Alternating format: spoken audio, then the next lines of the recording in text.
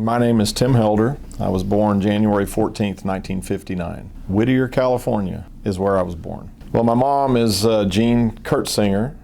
She's 90, she'll be 92 this month. And she and her husband are still living in a home that they are self-supportive and doing very well. Their health is that of a 92-year-old. My dad is deceased for about 22 years now. My dad was retired LAPD. He had a really great career, is what I would term it. He retired as Lieutenant Detective of Homicide, Los Angeles Police Department.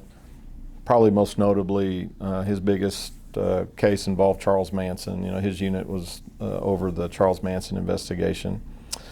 And then if you want to go back another generation, my mom's dad retired Los Angeles Police Department as well. He was a 20-year beat cop, basically. Never promoted, didn't want to promote, and you know. So I kind of got it in my DNA. Tell me about the Manson case and your dad's involvement in that. What did he do, and how did that affect you? So, you know, that would have been what, in 69, 60, I don't remember the exact dates, probably 68 or 69. I would have been probably around 9 or 10 years old whenever the Tate LaBianca murders occurred. And of course, the interesting part about the Charles Manson case, it was really the first serial type murder case where somebody was dictating to others to murder on his behalf. So it was a very interesting case. As you know, the police department was kind of vilified through the years over their missteps and not quickly identifying Charles Manson as the ringleader. But I always kind of go back and look, Scott, at history. And now it's instant gratification, instant access to information. You know, a push of a button, we can tell Siri to look up something for us. Or we've got texting and computers throughout the organizations. Well, back then, LAPD was a large organization, but they didn't have any of that. It was pre-computer, pre-everything. They had their own little units around, and I know my dad expressed through the years a level of frustration about the lack of communication, but I think he felt very proud at the final outcome and the jobs they did. And so he was the leader of that unit, basically. He was lieutenant in charge of the homicide unit that ended up working that case. I think the other probably most notable case that they were involved in was the assassination of Robert Kennedy, Sirhan. So they were first on scene, and you know how it works on a assassination with a government official. You know, the Secret Service will come in and do mop-up, but the LAPD, his unit, basically were the ones that did the initial investigation. So, well, how did you end up from California to Arkansas? My mom and dad divorced probably when I was about 5, and so we lived in California for about another 6 years. And after the divorce, my mother remarried, and I was going to a school in Pomona, California. That it was. Racial tensions were at kind of an all-time high. You know, we were having riots and things of that nature. Well, we were experiencing racial tension even in junior high. You know, there were all-out gang fights and things going on. School was shut down on a number of occasions. And the summer between my 7th grade year and 8th grade year, we came out to Arkansas on vacation to visit friends, and they made the determination right then we were moving. And my stepdad at the time, he worked for Sears, and he put in for a transfer. A couple weeks later, he got it. That summer, we moved, and so I was in the 8th grade when we moved here. Moved to West Fork, and I went to West Fork schools, graduated from West Fork, and I still live there today.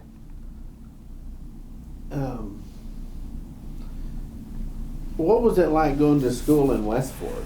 Yeah, so when we moved here from Southern California and into the sleepy little town of West Fork, this was in 1971. So the Dome, which was kind of a famous facility back then, first of its kind in our area anyway. I think the only other one was probably Arkansas Tech, where they had the dome feature for a basketball gymnasium. When we moved here, everybody was still in the Rock building, if you're familiar with West Fork, that now houses the co-op and maybe a couple little other things. Well, that was 7th through 12th grade in that little building. So I came here from a school of about 3,000, junior high, into that little building, and I was kind of like going, whoa, we have entered into a third world country. And it was pretty bizarre, but I instantly made friends, and that's the difference maker. I got involved in sports and with a group of kids, so that didn't matter to me, but my initial impression was, man, we have arrived in some place that I'm not sure what's going on. But when the bell rang, there were people knocking each other down. There wasn't room in there. Within 2 weeks of me starting school, that's when they moved into the dome. So it was that year that the high school group moved over, and then we had the little Rock building just for junior high. So it was good. It was a good experience. Now, what jobs did you have growing up before you got into law enforcement? And what did you do as a kid working here? So, as far as employment for me as a kid growing up, I did what every other kid back then did. You mowed grass, you hauled hay during the summer, you did whatever you could, summer work, because school years were basically wrapped up, especially in a small school. For me, I was involved in athletics and church, and so every minute was spoken for during the school year, pretty much. So my summers were packed with working, and that was hauling hay, doing physical labor, and then of course football season started up and we had 2 a day. So that's my earliest memories, that's what it was. And then in, I think it was my 9th grade year, maybe my 10th grade year, my mother worked at the Fayetteville Country Club as a waitress / worked in the office, that type of deal.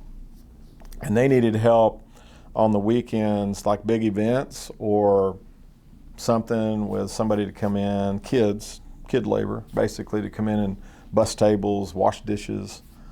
So I started doing that to earn money on the weekends. And then that kind of grew into, as I became old enough to drive, then I opened up the very first snack bar that the Fayetteville Country Club ever had. That was my summer job for a couple of 2 or 3 years. And I'd haul hay in between and do all that kind of stuff. So that's kind of my work history as a teenager. Well, before we get into the sheriff's office, let's talk about how your friendships and connections you made in West Fork, have many of them followed you here to the sheriff's office, or some of the same people that you knew, I assume that you met when you moved back. Yeah. As far as my relationships as they exist today and how they began back in the early 70s, here again, small community, everybody knew everybody. Well, in West Fork, I graduated with Dina Dennis. She was in my class. And Bud Dennis, he wasn't the sheriff at the time that we were growing up, but he was a police officer at Fayetteville. And I think he was a ranking officer, a lieutenant or a captain. And so we had a lot of interaction, myself and some of my classmates. And Randy Bradley was also a West Forkian, and he was Fayetteville PD. I mean, they were both mountain of men, if you will, big, huge guys, bigger than life. So as teenage boys, we always looked up to them and thought, man, that's pretty cool. And then they'd come to events sometimes in uniform. And I think that I had that background with my dad and my grandfather. A lot of the guys didn't, but I think we really looked up to those guys. And we aspired, maybe subconsciously, that one day, maybe that's what we wanted to do. Well, so growing up playing football and basketball, I can think of my classmate, John Schuster, who I graduated with. He was a lifetime career law enforcement, Fayetteville PD. He now works with me here as a detective. Don Rollins graduated with me. He had a career at FedEx. He retired, and he is now came to work just last year in our jail.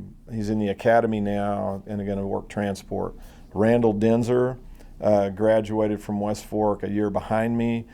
He has been here the whole time. He came to work, he and Jay Cantrell came to work at the sheriff's office the same day, and I think it was in 1981 or 2. In fact, I think it was 81, because when I left, I'm digressing just a tad, but I think that when I left Washington County to come to Fayetteville PD, I was Washington County 7. I had the south end of Washington County, and Randall was assigned my car the day that I left. He took over. So Randall was a junior when I was a senior. He came to work. Jay Cantrell was a sophomore at West Fork when I was a senior. He came to work with Randall and still works here today. He's my chief deputy. Kenny Yates, who graduated high school with Jay, had a career at Fayetteville and then has since come over, and he's one of my administrators in the jail. I could go on and on with these type of relationships, but it's kind of interesting, that there were so many people from the southern Washington County and specifically West Fork that are in law enforcement. Greg Tabor, who's the chief at Fayetteville, is a West Fork graduate. I think it's interesting. And as you look back at the history of sheriffs, at least in my life, let's go back to Herb. I think he was from the Greenland area, Herb Marshall. Bud Dennis, West Fork, Greenland. Steve Whitmill, Greenland area. He actually lived in Brentwood, but Kenneth McKee, West Fork. Then me, West Fork. Isn't that interesting? I think that happened, and I think you could go back in history, and a lot of your sheriffs have not been real urbanites, so to speak. They're more rural people, and I don't know why. That's just the way it's worked out through the years. What do you do now? I mean, what does your job entail as sheriff? To define my job as sheriff, it's a little complicated. I think a lot of people, when they think of sheriff, they're either thinking of Andy Griffith or they're thinking of more modern day law enforcement officer. I think it's a combination of those two things. In my mind, being sheriff's one of the greatest jobs in America, because I still am responsible to the citizens of Washington County. And what I mean by that is I have to interact. I feel it's important for me to interact with my communities, and I've done that in a variety of ways, and attend a lot of civic events. I go to pancake breakfasts, I go to spaghetti suppers, I try to support our rural fire departments, I try to support small community efforts, to raise money and do things, which I think is cool, because a lot of times when you're an appointed law enforcement leader, you answer to one person. When you're elected to office, you answer to everybody, and I think it causes us to be more responsive. So back now, kind of come full circle to your question about what does my job look like. It's attending those kind of functions, but it's really morphed into being an administrator.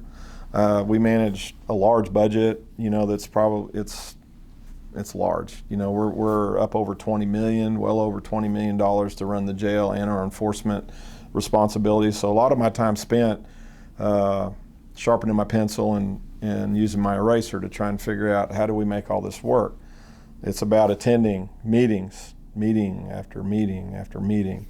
It's dealing with personnel. Probably my least favorite thing to do on the negative end of things is when I've got to deal with people that they can't do things right. Fortunately for us, we've got a great organization, great people, but every once in a while that 1%, they just can't seem to get it, and then I have to deal with that. So in reality, that's it. As far as enforcement, going out and doing patrol, that's way behind me. That's not what I do. So. Well, let's go back to day one when you first came to work for Washington County. You mentioned some about it earlier, but talk about how you started and what you did. Yeah. And then kind of go through the progression. Many would think with my pedigree, with my grandfather and my dad being law enforcement, that would have been my life goal to get into law enforcement. It really never was. In fact, when I was nearing the end of high school, I didn't really know what I wanted to do. I didn't feel like I wanted to go to college. Maybe military was my deal. I didn't know. But I ended up marrying fairly early, and then life kind of takes on shape of its own, working 3 jobs, trying to make a house payment and all those kinds of things. So for me, what happened was I kind of basically went bankrupt emotionally and financially and everything, and it just so happened that God had put a person in my life in the name of Ray Ward, who was the chief deputy at the sheriff's office at that time for then Sheriff Herb Marshall. He was my Sunday school teacher and a longtime friend. And he knew that I was struggling, with what to do, with my life, and I needed a job. I needed a full-time job instead of 3 part-time jobs and going to school, And so Ray basically asked me at one point. He said, "Would you be interested in coming to work at the sheriff's office?" And I said, "Very interested." And he said, "We've got an opening in dispatch. Would you be interested in that?" I said, "I don't even know what a dispatch position is, but I'm very interested." So he basically arranged an appointment with the sheriff, and after that interview, they hired me. I was 20 years old. It was August of 1979. And when I'm hiring people now, Scott, it's kind of interesting, but I always relive this point because I believe that law enforcement is much more than a job. It's even more than a profession. It's got to be more. It's got to be, in my mind, a calling.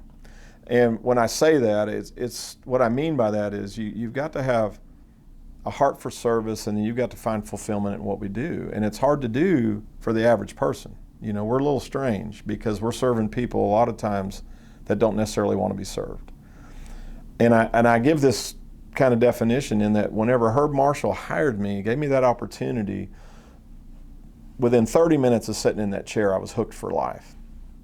And I'm trying to let them know that when you find that job or that profession or whatever it is that you find fulfillment in and you're excited almost every day to come to work, then you're blessed, because a lot of people never find that. And so I'm trying to encourage people to really mine down into their heart of hearts, figure out if this job is for them, if they really find that fulfillment.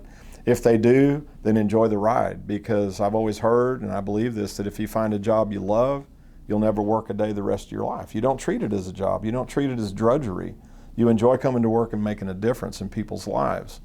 Well, that's been me since 1979, because Ray Ward took an interest in me and offered me a job and convinced the sheriff to hire me, and man, the rest is history. Man, when I sat down in that chair and I was exposed to these wonderful people and just the exciting things that were going on around Washington County that I never even knew existed before, I was hooked. So I feel like I'm one of those people that's really been blessed in life, and it's never been drudgery for me.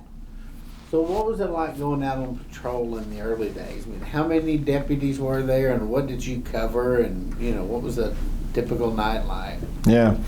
So the makeup of patrol back in the day, let me back up just a minute. So I was dispatcher for a few months. I had to be 21 before they'd send me to the academy. Well, man, I turned 21 in January of 1980, and I was headed to the academy within just a couple months after that, because I really wanted to do patrol.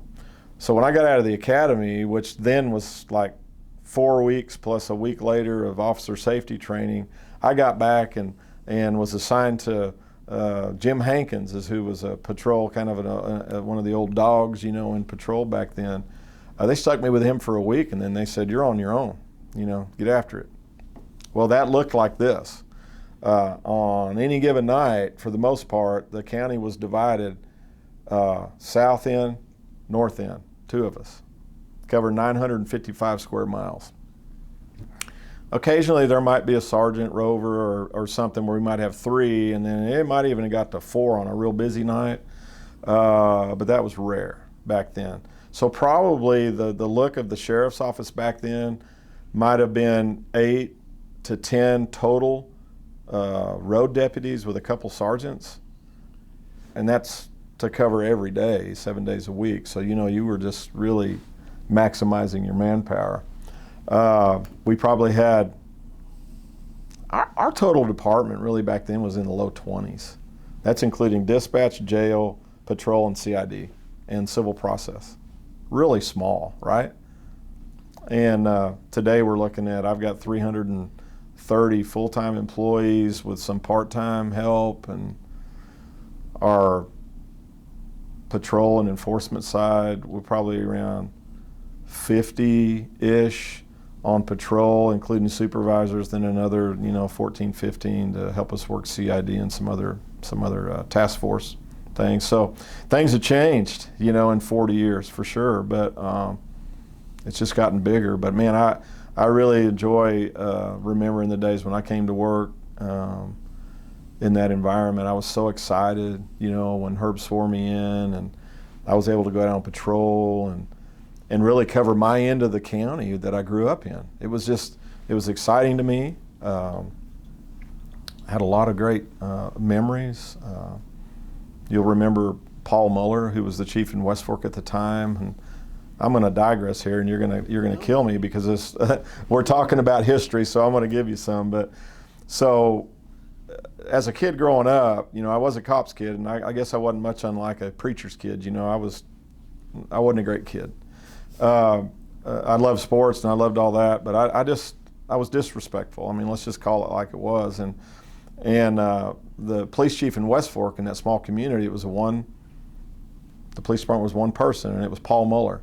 And Paul had made it a mission, I felt like in my life, to write me tickets or stop me and threaten me, and you know how it is in a small town. And one fateful day, I told you about John Schuster. He and I were teammates and more like brothers than friends. And John and I were riding in my Plymouth Duster that I'd saved up and bought and kind of souped up. And Paul had stopped me on numerous occasions and warned me, you need to slow that thing down. And okay. Well, this day I didn't. And I mean, I was hot rodding, and we bounded over those railroad tracks in West Fork, and before I could get to the corner down at Doak Street, I looked in my rearview mirror, and here were those bubble lights coming after me. The gray ghost, we called him. He had a gray patrol car. And he pulled me over, and I thought it was going to be another one of those chewing outs and warnings. And he said, you need to get out of the car. And I said, okay. And he said, put your hands behind your back. And I was like, you're kidding me, And of course, I wasn't respectful. And of course, I didn't think that was going to happen. But he arrested me. Paul Muller arrested me, physically arrested me, and hauled me to jail, and booked me in and put me in the drunk tank at the old jail, and for about 2.5 hours, and arrested me for reckless driving, and I wasn't drunk. And I was a juvenile, so it's all gone. I'm bearing my soul. I'm telling you this story to say that interaction, which I felt was so negative at the time, kind of turned me around, because it got my attention. And not that I became a great person, but I think I became a better person and more responsible. So we're going to fast forward now to 1979, when I came to work at the sheriff's office. And I had this nemesis down at West Fork prior to that. When I got on patrol, and I then began patrolling the south end of the county, Paul Muller became one of my best friends. I've still got a picture somewhere of my firstborn, Nolan, in Paul's hands for his first bath. He was there. It was that kind of relationship that had come from arch enemy number one to buddy, and would do anything in the world for me, and I would do the same for him. About a year later, in March of 1981, the story that a couple of knuckleheads were drifting through town, and they robbed the Pizza Hut in the south end of Fayetteville. And then they were meandering down 71, which was our thoroughfare back then. It runs right through West Fork. And somebody at a gas station told Paul Muller, hey, there's a car going through, looks like they're drunk. I don't know, they're southbound. So Paul jumped in his car, and he pulled him over just on the south edge of town on 71. And one of the guys got out, distracted him. The driver got out and shot Paul. And Paul was able to get off a couple rounds. He wounded the passenger that had distracted him, got a round off through the trunk lid of the car that nearly ended it. It ended up in the headrest of the driver's seat. But anyway, Paul died of those wounds. And, man, a lot of memories, a lot of history, kind of going from arch enemy number one to best friend, and then him dying right there in front of me was really traumatic. And then you remember John Schuster? You remember the guy that was riding with me in the Duster? Well, John had gone to work for the Fayetteville Police Department about the same time, maybe a little bit before I came to the county. We had a 3-day manhunt that ensued after Paul was killed. We were all over. You got to remember, this is pre-computer, pre-cell phone, so we're covering the south end of the county and responding to calls as people thought they might have seen him or experienced a break-in. And on the third day, John and a couple of posse members were down in the Bethlehem community on the south end of the county, and he encountered the bad guy, basically up in the attic of an old house in the middle of nowhere, and they had a gunfight. And John was shot twice. He shot the bad guy. The bad guy died of his wounds. John, serious injuries, leg and shoulder, but he survived his, and he continued his career, and he's still working today. So isn't it amazing how all that works out and kind of comes together? Anyway, I don't know how I got on that story, and I'm sorry, but it's an important part of my life. So. And feel free to talk about whatever you want to. This is got a lot of leeway here. One thing I want you to kind of do, if while we're thinking about it, is kind of tell me about the sheriffs, all the ones that you know about, even if Hollis. I mean, as far back as you remember and know about them, tell a little bit about who they were and what they were like. Well, from my perspective, looking back on the sheriffs that have sat in this chair before me, I mean, I have nothing but the utmost respect, especially after sitting in this chair. I kind of know what people feel. In fact, if we're talking about history, something you may not know is that the longest serving sheriff ever prior to me was 10 years. It was 2-year terms, and so 5 terms. And that was Kenneth McKee. And Bud Dennis was in his 5th term when he left, and there may have been one other that made it those 5 terms, but nobody else has served longer than that. And I was like, man, when I got in office, I love this. I mean, I could do this forever, until I got into about that 5th term. And then it became like, whoa, man, the luggage you pick up along the way, it gets a little heavy after the 5th term. And of course, I'm in my 15th year now, and man, I got a lot of respect for those guys. But anyway, if I were to look back and discuss some of the sheriffs that I've known personally and some that have left a legacy, you talked about Hollis Spencer. Well, Hollis was one of those people who was very important in my career just from knowing him. His legacy and reputation were that of just the consummate gentleman and kind of a network builder. And in fact, whenever I came to work at the sheriff's office in 2003, it was at the recruitment of Steve Whitmill, who had Hollis as his chief deputy, and then Hollis passed away while Steve was still in office. So Steve asked me to come and fill his shoes. Talk about a huge job to do, because you can't replace somebody like that. You just got to kind of fill the void and do your own thing. But so I loved Hollis. I mean, Hollis was amazing. I didn't know him when he was sheriff, but I know that he did a great job. So we can go to Bill Long, who was sheriff before Herb, I think probably in the early 70s, late 60s. I'm not certain of that. And I know Bill casually. I didn't know him. I didn't know his work. But then we can move into Herb Marshall, and I told you that Herb's the one that hired me. And from my perspective, as a dispatcher and a patrolman, seeing all the things going around, Herb was a great sheriff. I mean, he ran a tight ship. He understood organization. He had a military background.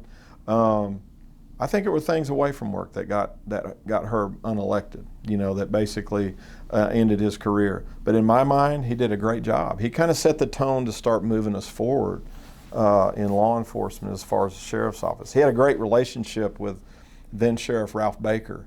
I can still remember going out on drug raids and doing things as a patrolman, and those two working side by side. So as I look back and I read that, kind of, whether it was subconscious or not, it caused me to recognize that there's an important facet to law enforcement, and that is working together. building relationships, because we can't do it all ourselves. Well, then Bud came in while I was still working at the sheriff's office. He came in 1981. He was elected and came in. So I was a patrolman then, and I'd known Bud forever. As I told you, I graduated with his daughter, and so I'd known him forever. So I was excited, and everything was great. He was a great sheriff. He was different. He wasn't as structured as Herb, but man, was he a nice guy. He was one of those guys that was going to get it done, and he made you feel good about yourself always, and just really a super nice person. I probably never would have left the sheriff's office. In fact, had the pay been better and had the level of professionalism been better. We lacked training. We lacked that peer respect that I craved, back then, and I needed the money to support my family. So that's really the two reasons that I left. Otherwise, I would have had a long career here, just like Jay and Randall. So Bud Dennis, he stayed, and so his structure was a little different, and the sheriff's office then began to grow as Washington County grew. We had needs, bigger jail, and I think Bud was kind of one of those that kind of facilitated that next move, or at least began that process. I can't recall exactly who was responsible for what. And then, so Bud left. Yeah, we talked about sheriffs. So Clinton Hutchins actually filled in for Bud in that interim, because Bud left before his term was over to start a bonding business. Okay? And that would have been in 90-ish. And then Clinton Hutchins, who was his chief deputy, who was former Fayetteville police officer, took over to fill that void. And then, as you know, Kenneth McKee was elected to office, and he took over in 91, I believe. Kenneth, another West Fork guy. Now, Kenneth's background was more in the line of state police. He had a storied career with the state police. And then when he retired from the state, he went to work as a bailiff up in the courthouse. And I think that maybe, I don't know if it was a bailiff or probation officer, but I think he was a bailiff, and that's kind of where he got his feel for the political environment.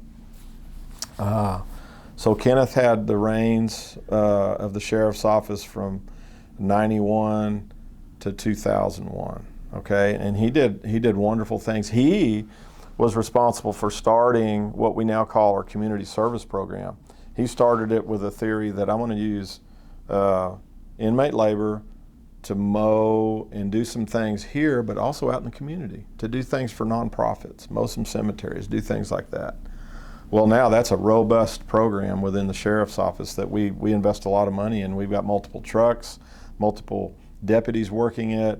We have a community service program that helps us offset our overcrowding problem in the jail by giving them an alternative, that they can keep their job out in the real world, on their days off, come and do a service, pick up trash, mow, and do those things. So I attribute that to Kenneth McKee. What a visionary in that arena. Then Steve Whitmill came in. He ran. It was a big deal. I was still at Fayetteville PD then. It was a big deal for somebody internally to run against the sheriff. That in my mind, that was the first time that had happened. It may have happened before, but Steve stepped up and felt like it was time for a change. And Kenneth reportedly had been saying, well, this is my last term, and then he'd change his mind. Well, Steve had already committed, so then we had this big deal in the law enforcement community. We had an internal guy running against the sheriff, Woo! That's, man, high tension. Well, ultimately, Steve won. I think he had a runoff with Kenneth, won that, and then he had a general election opponent, and he won that, So he battled hard, And in my mind, from the Fayetteville PD looking over, it was gonna take on a new life, because Steve was younger, he was energetic, he had some bright ideas, good-looking guy, articulate, and he did have some great ideas. He started kind of transforming the sheriff's office into a modern-day law enforcement agency, and along in there, about the end of his first term was when he approached me after Hollis died. and recruited me to come away from Fayetteville because I had achieved the ability to retire from there. And I'd been involved in the administrative process there for a number of years, kind of helped develop our internal investigative process, helped develop all of our policies and a lot of those things. So those were things that were attractive to Steve in moving forward. He wanted somebody to help him that had that exposure to help him create a more professional organization. And so I decided to come over in 2003 as Steve's chief deputy, and we started that process. So I credit Steve. A lot of people credit me with taking us to that next level, the sheriff's office here, but I really credit Steve for kind of having that vision to start the process, brought me in early. I was able to have my foot in the door in '03, thinking that I'd be chief deputy for 10 years, then I'd have another retirement. I'd ride off into the sunset, Scott. And well, you know what happened? Steve, along about spring of '04, came to me, called me in his office and said, I know I told you that I was going to be here 10 years, but I got this offer from Tyson, and I'm going to go help them with their global security program that they just started. Which means, Tim, that you can either hope that a sheriff gets elected that will retain you, or you can run for sheriff. That had never been in my thought process. Trust me, I didn't want to run for office. I loved being the second guy. You're able to run an organization, develop vision, but there's another guy that's the guy, you know? And so Holly and I, we really, we wore out the carpet on our knees, you know, for a while there, trying to seek, is this really what we're supposed to be doing, and seeking divine intervention. But we felt like God wouldn't have opened these doors for us throughout my career, and especially this one, if it wasn't intended for us to go to the next level. So we tossed our name in the hat. We ran for office in the '04 primary, and we won convincingly, and which was another sign for me that we were doing what we were supposed to do. The rest is history. I'm still here. Because there's so many stories. Or what are some of the stories that stand out over the years? You've told a few, but... Well, stories that stand out. You know, I told you about the Paul Muller incident, and that's something that will always impact me. But, you know, if you want to go into recent history, in my tenure as sheriff, it's not so recent anymore. It's the last 15 years, but man, we've had a couple deputies that have been shot in the line of duty that I'd never really had to deal with much in my whole career. You know, early on with Paul and then John getting shot. But as far as me leading an organization and then officers in the line of duty getting shot, Taylor Reed was shot investigating a homicide where it was a domestic situation out in the southeast part of the county, middle of the night. Ultimately, he was shot what we would call friendly fire. It was a lady that was in the dark, and she thought that the person that had murdered her husband had come back, and she just started randomly shooting. It's a miracle that she wasn't killed by one of our deputies. Can you imagine how that would have played out? It would have been a horrible tragedy. But Taylor was shot, and it was kind of a weird deal. It went through his arm and then penetrated that one soft area but in your rib cage where there's no vest protection, and went into, punctured his lung. It could have been horrible, but he survived that, and he's one of our detectives today and doing a great job. Ty Augustine, more recent history, you know, one of the phenomenons that's really come to the forefront in my law enforcement career of late is the state of mental health as it applies to the criminal justice system.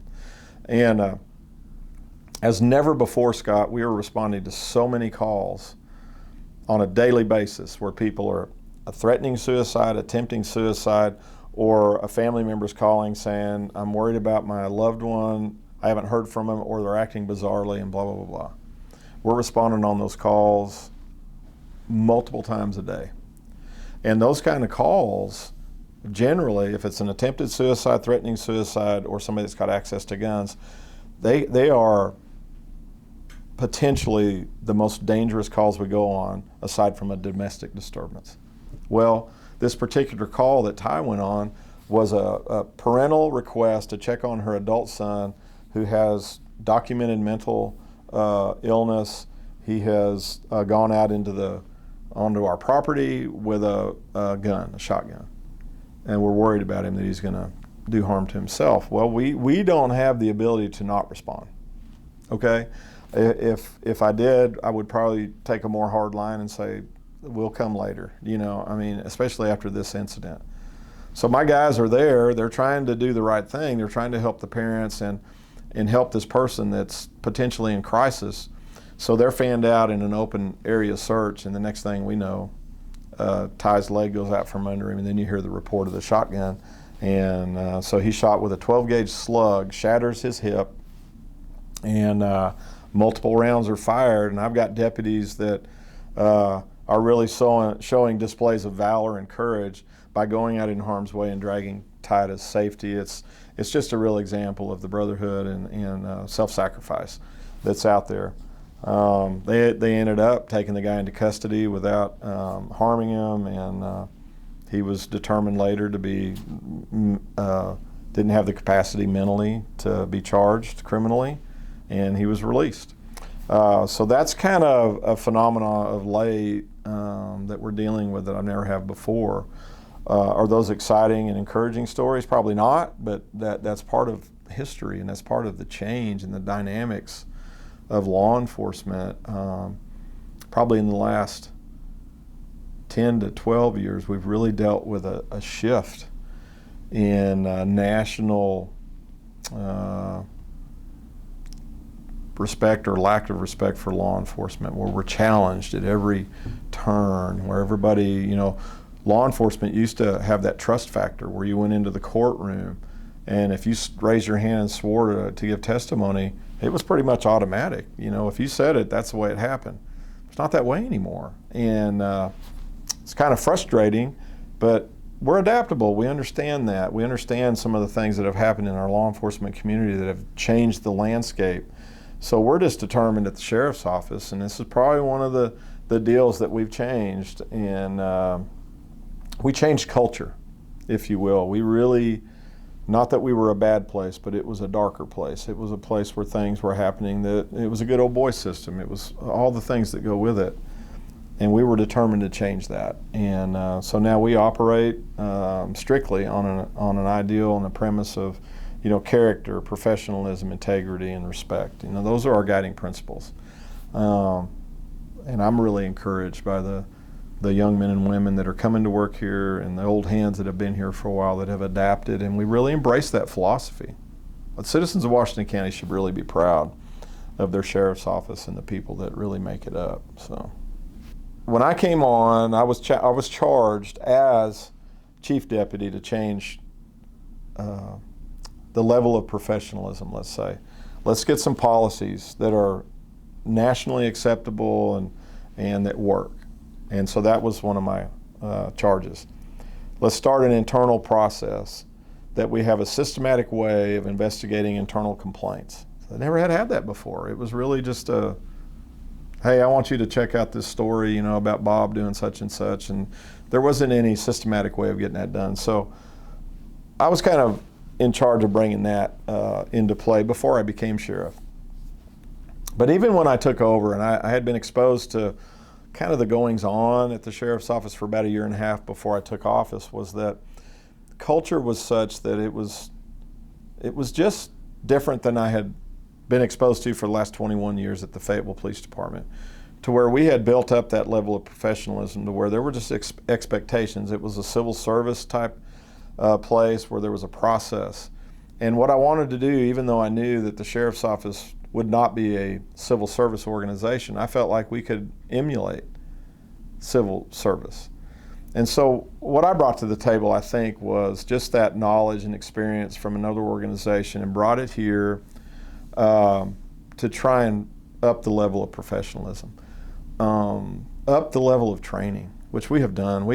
My commitment about training has never wavered since I've been here. We average between 35 and 45,000 hours of training a year that we provide for our people and other agencies. We facilitate so much training, but that's all part of changing culture. If you'll go back to 1982, when I left the sheriff's office, I told you there were two reasons. One was pay. The other was lack of peer respect from other agencies, and that was because of lack of training and funding. I was determined when I came back that was not going to be the case. If I was going to lead an organization, we were going to do everything we could to bring our people up to the level to where other people looked at us as peers instead of subordinates. We've done that. I mean, you ask anybody in the area about the Washington County Sheriff's Office and the people that serve here, we're at peer level, and they look at us as models, if you will, throughout the state as far as sheriff's offices go. And I think it's because of training. Just this last year or 2 years under a prior quorum court, we were able to achieve significant growth in our patrol arena that had to grow. We had never really grown since I took over after the initial boom when we built the jail. But then last year, after probably a 2.5 year process, we were finally able to convince our quorum court to come up with the funding to bring our enforcement side up to peer level across our region. Had never happened before, Scott. We were always 15 to 20% behind on pay with Fayetteville, Springdale, Rogers, Bentonville. Ridiculous. We were finally able to convince them, based on studies that we did and just common sense, find a way to make this happen. And kudos to our quorum court, they did it. We are now on level with Fayetteville and Springdale, who are the ones that were basically recruiting our people away. They recruited me away. So I'm really proud of that. So we've not only upped our training, but we've got our pay up to scale, which has never really been done before, and I'm proud of that. So let's talk about the facilities. How we went from the jail underneath the courthouse to where we are now, and then maybe what's next. Yeah, well, let's talk about the changes in the infrastructure and facilities. So when I started in 1979, the sheriff's office was kind of next to where the old courthouse was with the clock in it. We were kind of down below that in a basement area, if you will, and I think it was an old armory, perhaps. The jail was down there, which was primarily everything, and then enforcement offices, CID and whatnot, and the sheriff's office was kind of upstairs. It was a dismal place. But to me, as a 20-year-old and 20-year-old, I loved it. I thought it was the Taj Mahal. It didn't matter to me. I loved it. Well, we could probably hold, I don't know, 15, 20 inmates. Probably not that many. I don't remember, to be honest with you. I was talking to Malin Gibson. Sorry, I'm chasing a rabbit. But Malin Gibson was the circuit judge when I came into being in my law enforcement career. Kim Smith was the prosecutor. We had a dynamic duo. I'm telling you, a really great crowd. But when I was talking to Malin the other day, he was reminiscing, and he said, Tim, I know that you're having growth issues and you need a bigger facility. Here you are with 710 beds and we don't have room. But he said, I want to tell you, back in the day, in the late 60s and early 70s, when I was judge and prosecutor, I would make my rounds. I would come down to the sheriff's office, drink a cup of coffee, kind of check the book, see who's in jail, how many people. He said, on average, two people were in jail. And he said, to go from 2 to where you have 710 beds now and you're over capacity is mind-boggling. But it's been 40 to 45 years since then. All right. So that was late 60s to late 70s, to where we had those kind of numbers. And then that we moved from that building, I think it was during Bud, and maybe it morphed into Kenneth's, where they moved into the facility on North College, where the women's unit is now.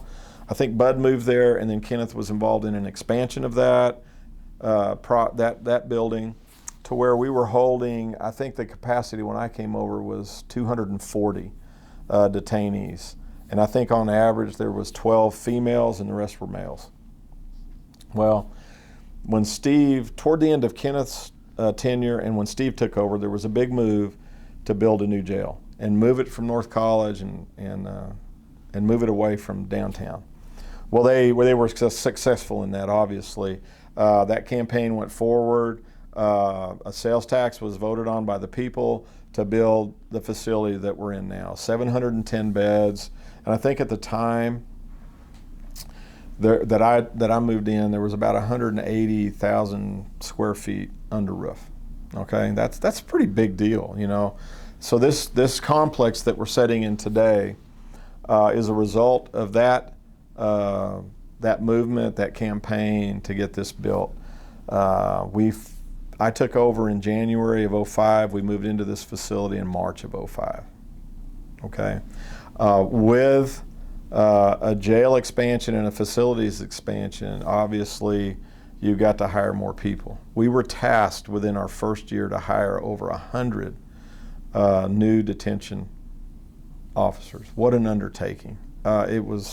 We made a lot of mistakes along the way. We've hired some people we shouldn't have. We were very limited on our resources and who was applying, our applicant pool.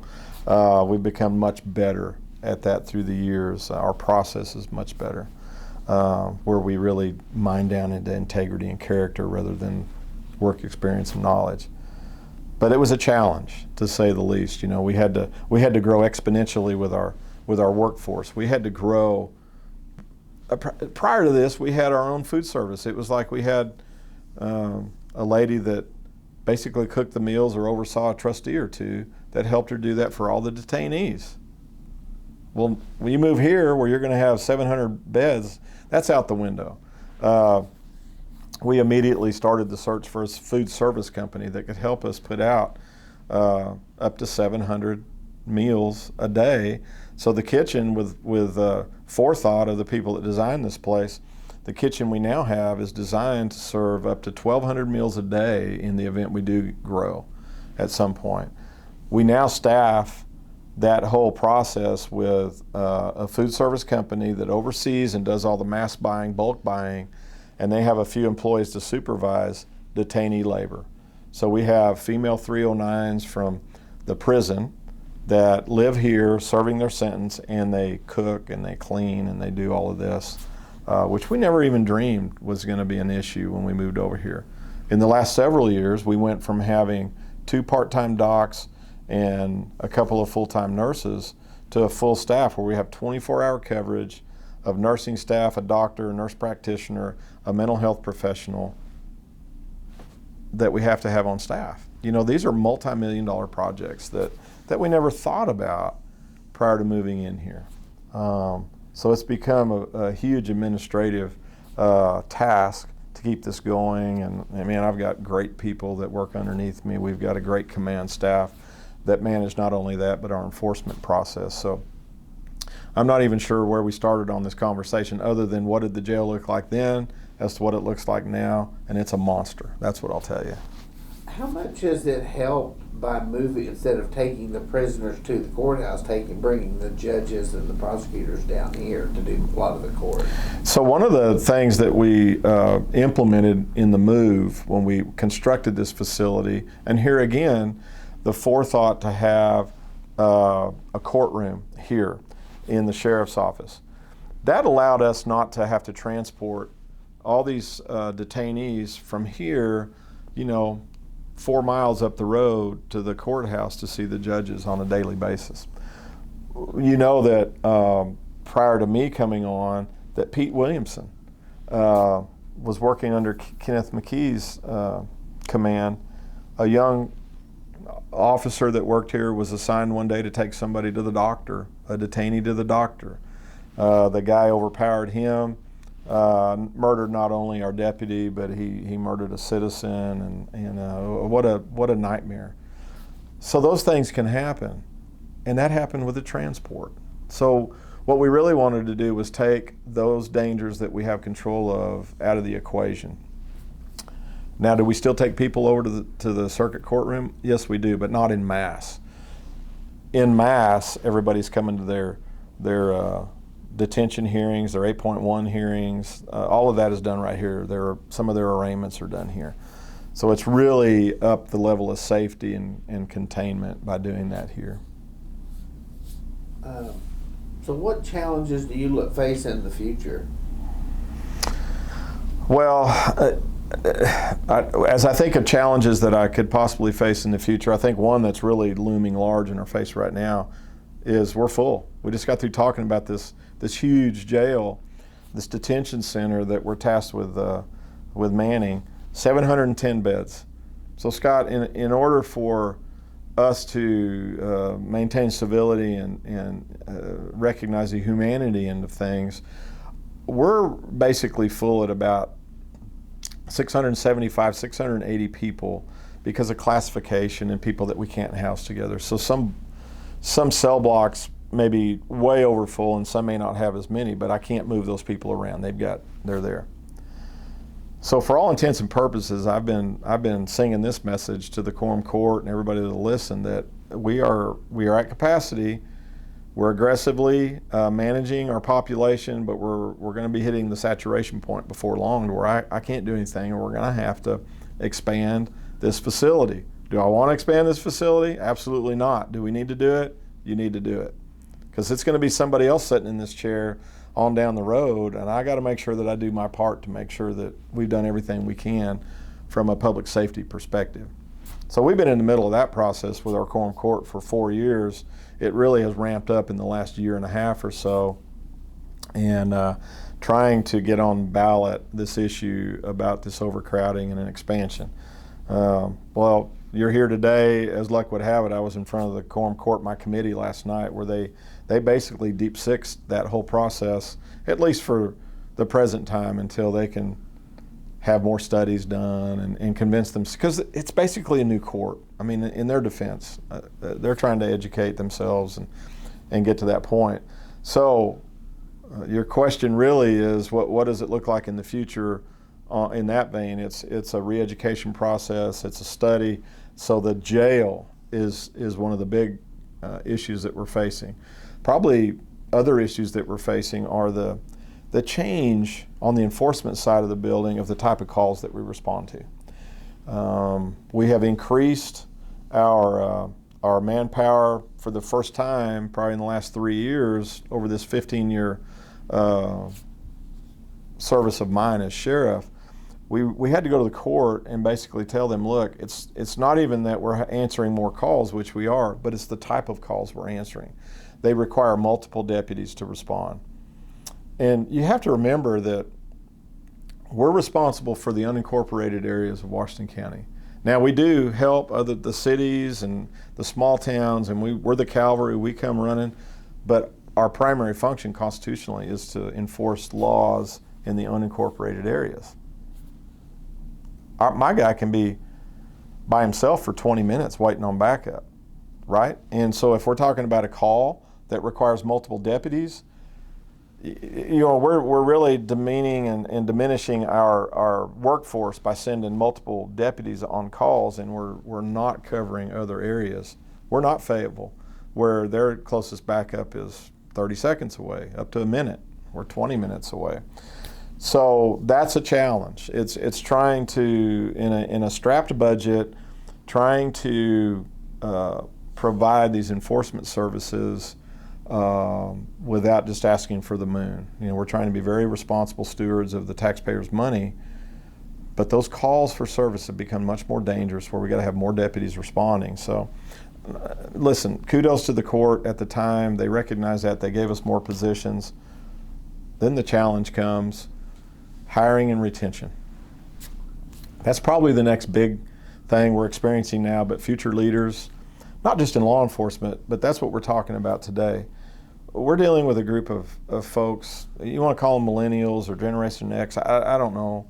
I don't know what we call them, but I'm telling you the phenomenon over the last 8 years or so, and it's really ramping up, of people like me that will serve in this capacity for 40 years, or 30 years, or 20 years, or 10 years, are quickly becoming a thing of the past.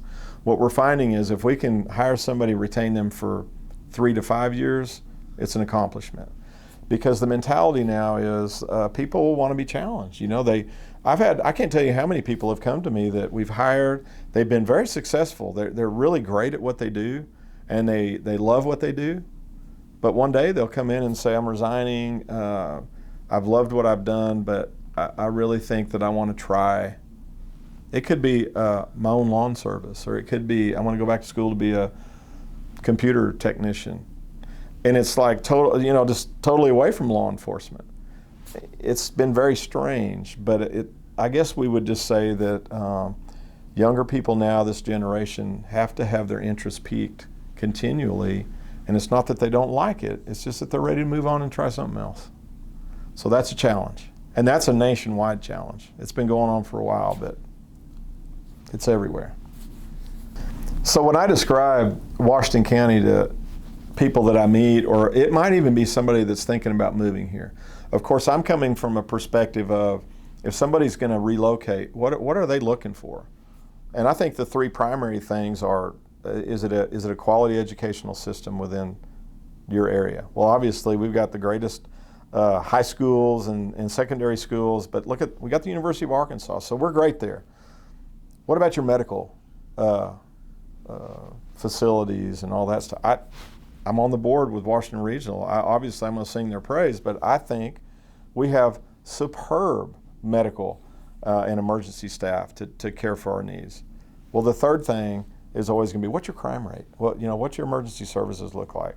And I think that we are number one. I think that those three things, we've hit the trifecta, and that's why one of the big reasons you're seeing this growth throughout Northwest Arkansas, not just Washington County, but on up into Benton County. People want to live here because we have quality of life, and don't kid yourself that law enforcement is a big part of that. If I were to further describe the county, to try and tell somebody what it looks like, it's Washington County in particular. Fayetteville's our county seat, and what's the mantra? Keep Fayetteville funky.